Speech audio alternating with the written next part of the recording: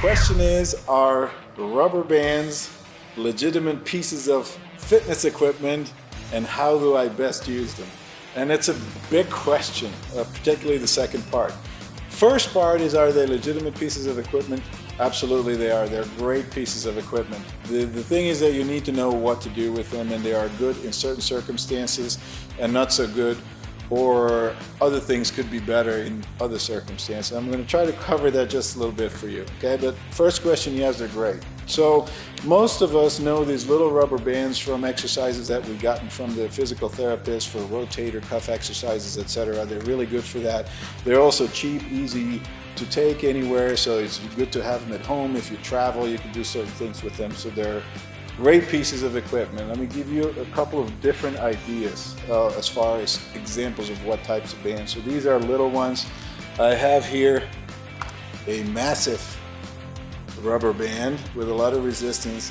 I actually strap one person into it and have them pull me and act like a sled type movement. So somebody, you know what you see football players do with a sled? I can mimic that with a rubber band, which is a great exercise. Here's another one, it's a little bit smaller. Yet another one that's a little bit smaller, okay?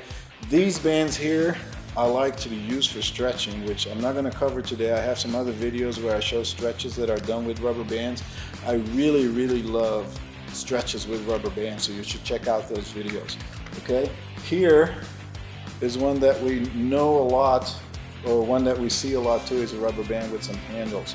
And I'm going to demonstrate this and try to cover the point is, when should we use them. So with this rubber band, which is basically somewhat of a withe band, you'll have people at home doing exercises like doing their back and doing all kind of large muscle groups with a little band. Not so good of an idea. Okay, large muscles you should work with weights or body weight.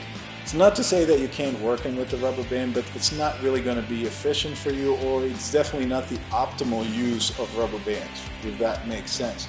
What you, however, can do with this one is do your rotator exercise. Okay, same band, very efficient exercise, very good exercise. If you're going to use this band to do your back, not so good. So it's a little difficult to answer, but again, smaller muscle group, fine-tuned movement, small rubber bands, good.